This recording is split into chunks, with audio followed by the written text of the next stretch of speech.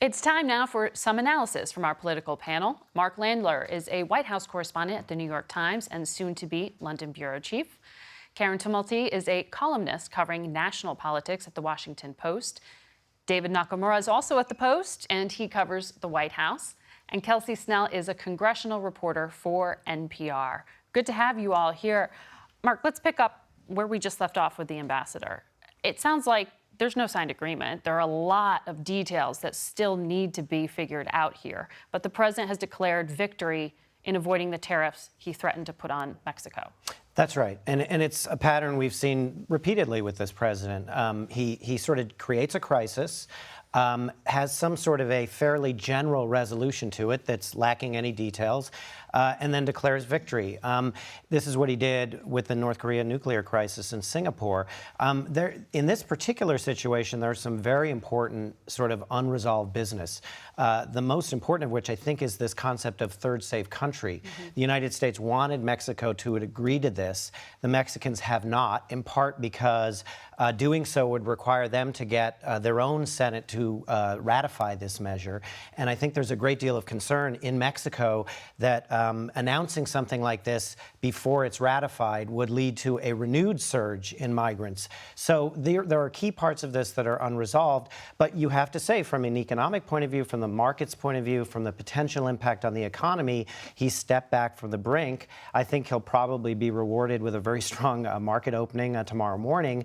And in some sense, he's right. He has resolved, for the moment, the sense of crisis. He hasn't resolved the problem longer term. And Karen, we had a Republican senator who had been concerned about the president's threat, praising this brinksmanship. Does this in some way empower the president to defy his party and continue to use tariffs as his chief tool in negotiating? Well, certainly everything with this administration ends up being defined as an economic question. And it will be interesting to see if there's anything that comes along that what the ambassador said that was so striking is that, you know, that the countries that are sending, Honduras, Guatemala, have each lost 1% of their population in the last 5 months. It seems like any kind of long-term solution is going to have to deal with the factors in those countries that are driving desperate people out. And, you know, ultimately, you are not going to see the kind of reduction in numbers that the president is going to want and need unless you are dealing with what, in fact, is causing the migration. Exactly right. We quoted former DHS Secretary Jay Johnson, the Obama administration, just this week, talking about unless you address those push factors, which takes years, you're not going to see the numbers. And he has personal experience. We saw the numbers at the borders from Central America swell under the Obama administration in 2014. We saw children being held in border patrol stations and agents trying to deal with changing diapers and feeding them. And that had a huge impact politically in the United States. There was a big response, including from the Mexican government, more enforcement. The numbers dipped the next year, but then went up even more in Obama's last year. And that pattern has happened again under Trump. We saw the lower numbers in 2017. Now they're higher than they've been in 12 years. And what you saw with the president announcing this deal is he has kept the threat of tariffs on the table. He said, I could come back in a few months, 90 days or more, come back at this again if Mexico does not respond. And the truth will be in the numbers at the end of each month, where you could see a dip, but it could go back up. And that general agreement, the declaration we saw, Kelsey, did mention support for these Central American countries, but there were no specifics. You had Senator Blunt say, I support more foreign aid, but does Congress actually do anything to back up what the president essentially promised to do? Well, the problem with Congress is they have traditionally shown that they cannot get immigration bills passed. And one of the questions that still remains out there is what do they do about people who are coming to the border? How do they handle the people who are already coming? And what do they do about asylum seekers and the legal immigration process? All of which they haven't been able to answer in a way that actually moves the ball forward or brings them any closer to actually passing anything. And that's even further complicated by the fact that, you know, immigration is now, because of these tariffs, become very deeply intertwined with the conversations about trade. And that's something that Congress is deeply concerned with. And there are, particularly in the House, a number of people who are very worried that if they don't get this USMCA, the trade agreement with Mexico and Canada, through, that they'll just lose all of their trading opportunities with these countries. So the two issues are now so deeply intertwined, it's hard to see how they figure it out. And you had the ambassador gesture to that, but diplomatically acknowledged there was no deal to buy American agricultural products that the president said on Twitter there was. That's right. And that's sort of, again, typical of President Trump. He often will sort of go a little bit further than the details in the agreement. I think it's worth pointing out one other thing, though, and this is where the intertwining of trade and immigration becomes important. There were some real warning signs late last week in the latest jobs number, in some of the financial statistics, the bond yield, that suggests that the economy is actually more fragile and more vulnerable to being hurt by tariffs, the impact of tariffs on the economy, than perhaps we thought as recently as 3-4 weeks ago. And I have to believe that entered into the president's calculus. He has to be thinking about all of this in the context of 2020. What he really has going for him has been the resilience of this economy. If that doesn't hold up, he has another much larger problem on his hands. I think that played into his thinking. And it's interesting, Karen, when you talk to some of the 2020 candidates and you ask them about running against the Trump economy and the strength of that, they often point to the vulnerability of American farmers. But American farmers, have they shown any sign of pulling back from supporting President Trump? They are concerned, and they are feeling the impact already of the trade wars. But in my own interviewing, and what you see too, and in other reporting, is the support does remain relatively strong for the president. And a lot of his supporters in Middle America say, okay, this is causing a little bit of short-term pain for me, but you know, I have confidence the president has a long-term strategy out there that is ultimately going to pay off. The question is whether they will still feel that way a year from now. And do we see any vote, by the way, on what Senator Blunt was saying is in terms of these unaccompanied children running out of money to take care of them in U.S. custody within 30 days? No, it's very hard to see how that becomes part of the things that they need, that they pass before Congress goes out of town. I mean, they don't have much time left. They are going on break that they go on every year and at the beginning of August, and they need to get a lot of things done, like spending agreements, and they have a lot of nominations to process. The calendar is just very tight. Very tight, and it doesn't seem like there's much momentum. It's a big problem. I mean, the Trump's own DHS came out and said, we need this emergency funding and we need a lot of it to deal with this crisis. This is not politics. This is a humanitarian crisis. Trump's own department said this. And if you just look back, I mentioned this before, but a similar crisis in 2014, not as big.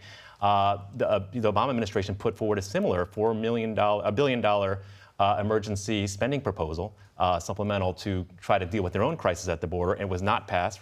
Both parties went into recess. Republicans were blocking that idea in the House.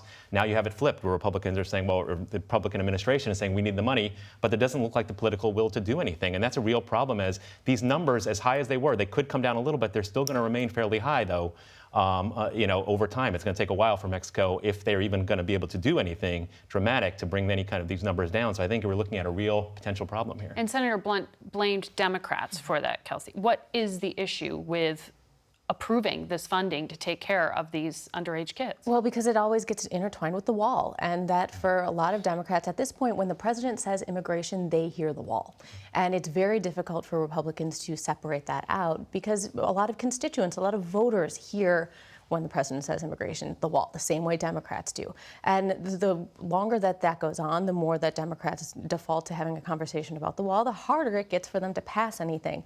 And I think that if they want to get this border supplemental done, the best opportunity they have might be to combine it with some other thing that absolutely has to pass. But we know that has its own perils. And when is that going to happen? It's a great question. They have to keep the government open after September 30th, and they would like to get a deal to increase spending before then. So there's a lot of moving parts at this point. I mean, the president shut down the government for 35 days over his border wall, and the numbers continue to go up at the border. He then said, I'm going to shut down the entire border to tourism and trade, had that threat in April. Right. The numbers continue to go up. Now he's threatened this tariffs. The numbers are the highest ever. We don't know that any of this stuff works.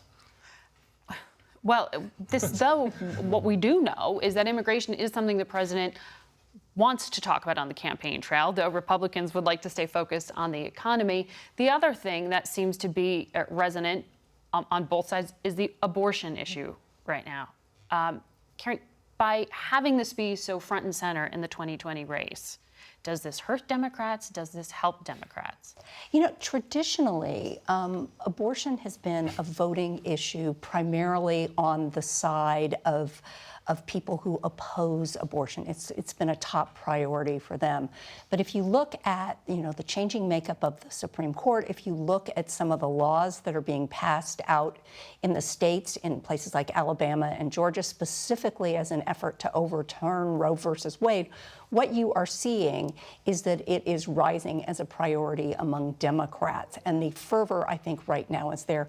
The fact is, public opinion on abortion has always been complicated. Going all the way back to Roe versus Wade, what you had was a plurality of people having, you know, moral difficulties with abortion, but a majority, a small majority, a close majority of people want to see it remain legal in most of the circumstances in which it is used.